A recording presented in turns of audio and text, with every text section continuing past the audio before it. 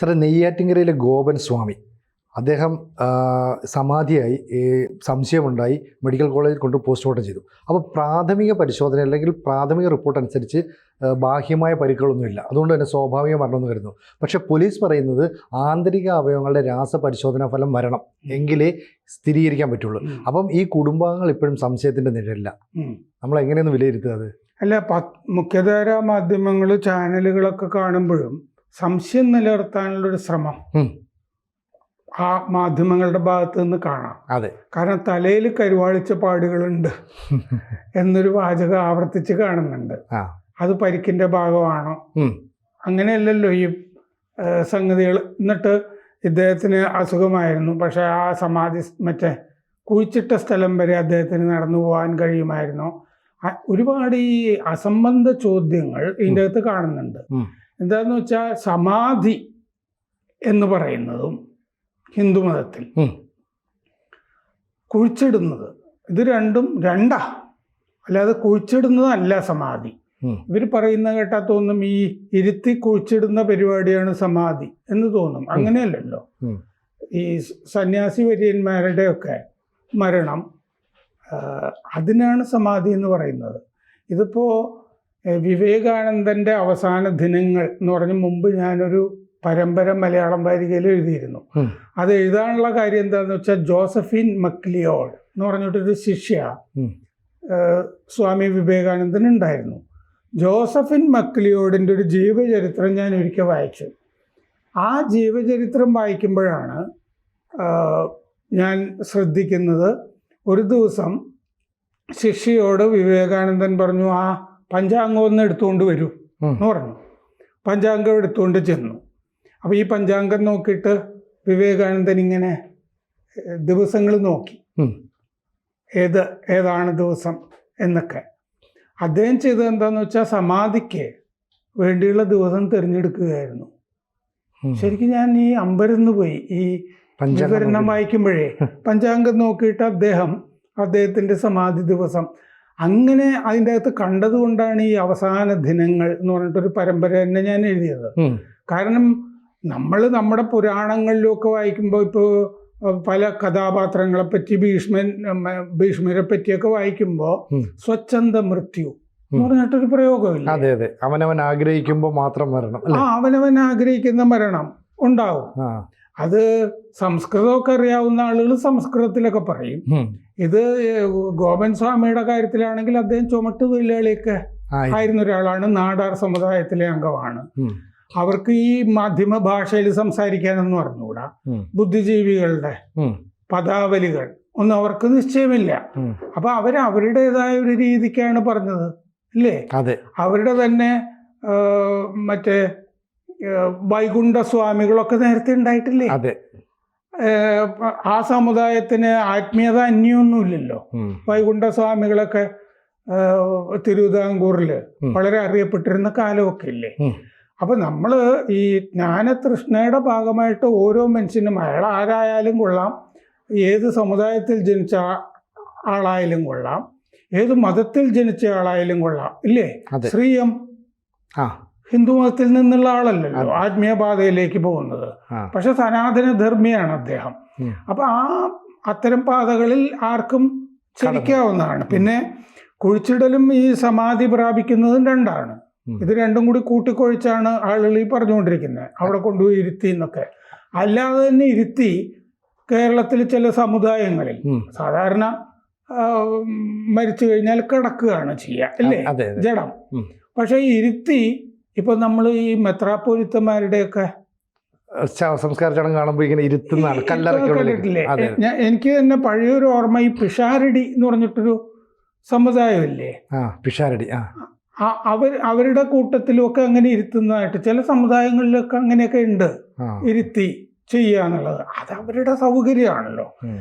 സമാധി തന്നെ നമ്മൾ രാമകൃഷ്ണ പരമഹംസര് ഒക്കെ ഈ സമാധിയിൽ നമ്മൾ കാണാമല്ലോ, അവർ സംസാരിച്ചുകൊണ്ടിരിക്കുമ്പോൾ തന്നെ പെട്ടെന്ന് ഈ ധ്യാനത്തിലേക്ക് മുഴുകുന്ന, അല്ലേ? മരണ മാത്രമല്ല സമാധിയായിട്ടുള്ളത്, സമാധി തന്നെ പലതരത്തിലുണ്ട്. ഈ സമാധി അഷ്ടാംഗ യോഗത്തിലെ ഒരംഗമാണ്. കുഴിച്ചിടൽ ഈ ഭാവിയിലേക്ക് ആക്കിയിട്ടുള്ള ശിഷ്ടാരാധനയ്ക്ക് വഴിവെക്കുന്ന ഒരു ഏർപ്പാടായിട്ട് വരാൻ സാധ്യതയുണ്ട്. ഭാവിയിലും ആ സമാധി സ്ഥലം ഒരു ക്ഷേത്രമാക്കുക എന്ന് പറഞ്ഞിട്ട്. ഉദാഹരണത്തിന് ഈ ശൈവ സിദ്ധന്മാരില്ലേ, 64 പേര് നായനാർമാർ എന്നൊക്കെ പറയില്ലേ തമിഴ്നാട്ടിലെ, ഈ ശൈവ സിദ്ധന്മാര് സമാധിയായ സ്ഥലങ്ങളിലാണ് തമിഴ്നാട്ടിൽ വലിയ ക്ഷേത്രങ്ങൾ ഉയർന്നിരിക്കുന്നത്. സമാധി സ്ഥാനങ്ങളിലാണ്. കേരളത്തിന് അത് അന്യമായിരിക്കും, പക്ഷെ തമിഴ്നാട്ടിൽ ഈ സമാധി സ്ഥാനങ്ങളിലാണ് വലിയ ക്ഷേത്രങ്ങൾ. നമ്മൾ ഈ തിരുവണ്ണാമലയിലെയൊക്കെ ഇത്തരം ക്ഷേത്രങ്ങളൊക്കെ ഉയർന്നിരിക്കുന്നത് ശൈവസിദ്ധന്മാരുടെ സമാധി സ്ഥാനങ്ങളിലാണ്. സമാധി എന്നുള്ളത് നമ്മുടെ സംസ്കൃതിയോളം തന്നെ പഴക്കമുള്ള കാര്യങ്ങളാണ്. സമാധി തന്നെ സബീജ സമാധി, നിർബീജ സമാധി എന്നൊക്കെ പറഞ്ഞിട്ട്, നിർവികൽപ്പ സമാധി, ഇങ്ങനെ പലതരത്തിൽ സമാധികളൊക്കെ ഉണ്ടാവും. ഇതിൻ്റെ അകത്ത് ഇദ്ദേഹത്തിൻ്റെ തന്നെ ചരിത്രം ഇവർ പറഞ്ഞത് വെച്ച് നോക്കിക്കഴിഞ്ഞാൽ അദ്ദേഹം കുറേ ആത്മീയ യാത്ര നടത്തിയിട്ടുണ്ട് എന്നുള്ളത് വ്യക്തമാണ്. എന്തുകൊണ്ടാണെന്ന് വെച്ചാൽ അവിടെ ഒരു ക്ഷേത്രം നേരത്തെ തന്നെ പണി കഴിപ്പിച്ചിട്ടുണ്ടല്ലോ. സാർ, ഇതിനകത്തൊരു പ്രശ്നം എന്താണെന്ന് വെച്ചാൽ നമ്മൾ പുതിയ കാലഘട്ടത്തിൽ സമാധി എന്നൊക്കെ പറഞ്ഞാൽ മനുഷ്യന് ലോജിക്കല്ല എന്നുള്ള ചിന്താഗതിയുണ്ട്. അപ്പോൾ അതുകൊണ്ട് തന്നെയാണ് ഈ മരണത്തിൽ ചില ദുരൂഹതകൾ പറയുന്നത്. മറ്റൊന്ന്, ഈ മരണസമയം സംബന്ധിച്ചുള്ള ഒരു വിശദമായ സംഭവം പുറത്തേക്ക് വന്നിട്ടില്ല. അപ്പോൾ അതുകൂടെ കിട്ടിയെങ്കിൽ മാത്രമേ ഇത് പറയാൻ പറ്റുള്ളൂ. ഒരുപക്ഷെ ഇദ്ദേഹത്തെ സമാധി ഇരുത്തിയതിന് ശേഷം ഈ കോൺക്രീറ്റ് സ്ലാബ് കൊണ്ട് അടച്ചു, അങ്ങനെ ശ്വാസം മുട്ടി മരിച്ചതാകാം എന്നും ഒരു വ്യാഖ്യാനമുണ്ട്. അപ്പോൾ ആളുകളുടെ സംശയം ദൂരീകരിക്കപ്പെടേണ്ടത് എന്തായാലും. സിനുജി ഈ ആളുകളെ പറ്റി പറയുന്നത് എന്താണെന്ന് വെച്ച് കഴിഞ്ഞാൽ അവരിങ്ങനെ സാധാരണ ജീവിതത്തിൽ നിലകൊള്ളുന്ന ആളുകളാണ്. അതെ അതെ. മറ്റേ ഏരിയ അവർ എക്സ്പ്ലോർ ചെയ്തിട്ടില്ല. ഈ യുക്തിക്കപ്പുറമുള്ള ഒരു ലോകമുണ്ടല്ലോ, അതെ, അതിലേക്ക് അധികം ആളുകൾ പോയിട്ടില്ല, സഞ്ചാരം നടന്നിട്ടില്ല. പല കാര്യങ്ങളും ഇപ്പൊ ഈ ചോദിച്ചതിൽ തന്നെ അസംബന്ധമായിട്ടാണ് എനിക്ക് തോന്നുന്നത്. എന്താന്ന് വെച്ച് കഴിഞ്ഞാല് കോടതി ചോദിച്ചു മരണ സർട്ടിഫിക്കറ്റ് എവിടെ എന്ന് ചോദിച്ചു, അതെ അല്ലേ? മറ്റേ കോടതി പണ്ട് നമ്മുടെ മറ്റേ സായിബാബയില്ലേ, ഷിർദി സായിബാബ, പുട്ടപ്പർത്തിയല്ല, ഷിർദി സായിബാബ. ഷിർദി സായിബാബയ്ക്ക് പണ്ട് കോടതി ഷിർദി സായിബാബയെ പറ്റി ആർദർ ഓസ്ബോൺ എഴുതിയ ജീവചരിത്രം വായിക്കുമ്പോൾ എനിക്ക് രസം തോന്നിയതാ. ഷിർദി സായിബാബയ്ക്ക് കോടതി സമൻസ് അയച്ചു. ഷിർദി സായിബാബ കോടതിയിൽ എവിടെ നിന്ന് പോകാനാണ്, അല്ലേ? അദ്ദേഹം ഒരു സൂഫി വര്യനാണോ, ഒരു ഹിന്ദു സന്യാസിയാണോ, ഒരു സൂഫി വര്യനെന്നോ മറ്റോ ഒക്കെ ഈ സന്യാസം സ്വീകരിച്ച് അങ്ങനെയൊക്കെ നടന്നിട്ടുള്ള ഒരാളാണ്. അദ്ദേഹത്തിന് അങ്ങനൊരു ജീവിതം മാത്രമേ ഉള്ളൂ. അദ്ദേഹത്തിനെ പിടിച്ചിട്ട് കോടതി ലൗകിക ലോകത്തേക്ക് ഇടുകയാണ് ചെയ്തത്. ഏത് സമൻസ് അയച്ചിട്ട്. അങ്ങനെ ശ്രീനാരായണ ഗുരുവിന് അവസാന കാലത്ത് സമൻസ് അയച്ചിരുന്നല്ലോ. അതെ. ഈ പറവൂര്, വടക്കൻ പറവൂരിലെ ഒരു ക്ഷേത്രവുമായി ബന്ധപ്പെട്ട തർക്കത്തിന്റെ ഭാഗമായിട്ട്. കാരണം അവരവിടെ ദലിതരെ പ്രവേശിപ്പിക്കുന്നുണ്ടായിരുന്നില്ല. ഈഴവ ക്ഷേത്രമാണ്. അപ്പോൾ അതിനെ ഗുരുദേവൻ ചോദ്യം ചെയ്തിരുന്നു. അപ്പോൾ ഗുരുദേവനെതിരെ കോടതിയിൽ കൊണ്ടുപോയി കേസൊക്കെ കൊടുത്തു. പിന്നെ വിവരവും ബോധമുള്ളൊരു വക്കീൽ, ഒരു ജഡ്ജി വന്നിട്ടാണ്, ഒരു തമിഴ് ബ്രാഹ്മണ ജഡ്ജിയാണ്. ആ ജഡ്ജിയാണ് ഗുരുദേവനെ അതിൽ നിന്ന് ഒഴിവാക്കുന്നത്, ഈ ഹാജരാകുന്നതിനൊക്കെ. അന്നും ലോജിക്കിന്റെ കാര്യമായിരിക്കുമല്ലോ ചോദിച്ചിട്ടുണ്ടാവുക. ശ്രീനാരായണ ഗുരുവിന്റെ കാര്യത്തിലും ഷിർദി സാഹിബാബയുടെ കാര്യത്തിലും ഒക്കെ ലോജിക്കല്ലേ ഈ പറഞ്ഞുകൊണ്ടിരുന്നത്. ലോജിക്കില്ലാത്തൊരു ലോകം ഉണ്ടെന്നേ. അവര് ജീവിക്കുന്ന ലോകം, നമ്മൾ ഈ കാലം എന്നൊക്കെ പറയുന്നത് ഒരു പ്രവാഹമല്ലേ. ഇപ്പൊ 2025 എന്ന് പറയുന്നത് സിനുജി പറയുന്ന ലോജിക്കായിരിക്കും.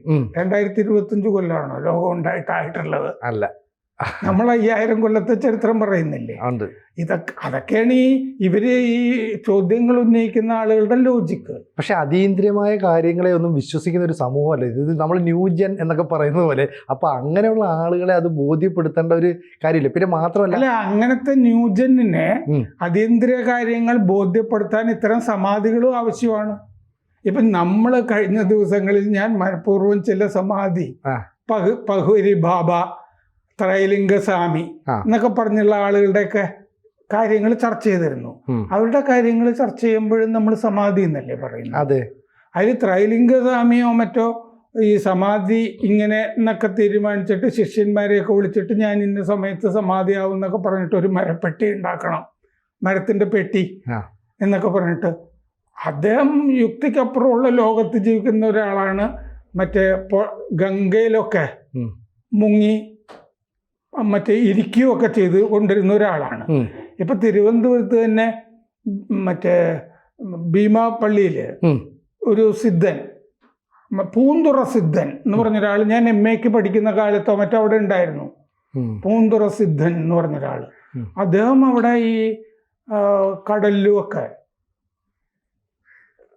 സഞ്ചരിക്കുകയും നടക്കുകയൊക്കെ ചെയ്തുകൊണ്ടിരുന്ന ഒരാളായിട്ടാണ് പൂന്തുറ സിദ്ധൻ എന്നൊക്കെ പറഞ്ഞ്. ഈ കാലത്തും ഇത്തരം ആളുകളൊക്കെ ഉണ്ട്.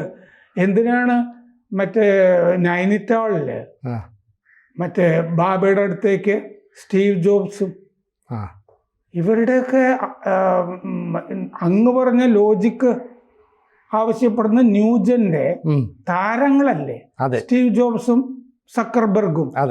അവര് വന്നത് നൈനിറ്റാളില് ബാബയുടെ സമാധി സ്ഥലത്തല്ലേ. സമാധിയാണ് അവിടെ. ഇവിടെ ഒരു പ്രശ്നം എന്ന് പറഞ്ഞാൽ പോലീസിന് നൽകിയ മൊഴിയിൽ ഭാര്യയും മകനും പറഞ്ഞത് ഞങ്ങൾ അവിടെ ഇരിക്കുമ്പോൾ സമാധിയായിരിക്കുന്നിടത്തു നിന്ന് ആത്മാവ് ഇങ്ങനെ പറന്നു പോകുന്നതായിട്ട്. അവിടെയൊക്കെയാണുള്ളൊരു പ്രശ്നമുള്ളത്. അതങ്ങോട്ട് വിശ്വസിക്കാനായിട്ടുള്ളൊരു പ്രശ്നമുണ്ട്. പിന്നെ ആന്തരിക അവയവങ്ങളുടെ രാസപരിശോധനാ ഫലം കൂടി പുറത്തു വന്ന് 2 ആഴ്ചക്കുള്ളിൽ അത് പുറത്തു വരും. സാധാരണഗതിയിൽ ഞാൻ കണ്ടിട്ടുള്ളതേ ഇത് വിശ്വസിക്കാൻ പ്രയാസം. പിന്നെ നിങ്ങൾ പറയുന്ന ലോജിക്ക്, യുക്തി, ഒരു യുക്തിയുമില്ലാത്തൊരു വൃത്തികെട്ട പരിപാടിയാണ് ഈ യുക്തിവാദം. ഇതുപോലെ ബോധമില്ലാത്ത ആളുകളെ ഞാൻ വേറെ കണ്ടിട്ടില്ല. ചരിത്രം മൊത്തം യുക്തിയുമായിട്ട് ബന്ധപ്പെടുന്ന കാര്യങ്ങളെ അല്ല. ഇപ്പോ സ്ത്രീകളാണ് ഈ കൂടുതൽ ചോദ്യങ്ങൾ ഉന്നയിക്കാത്തത് ഇത്തരം കാര്യങ്ങളിൽ.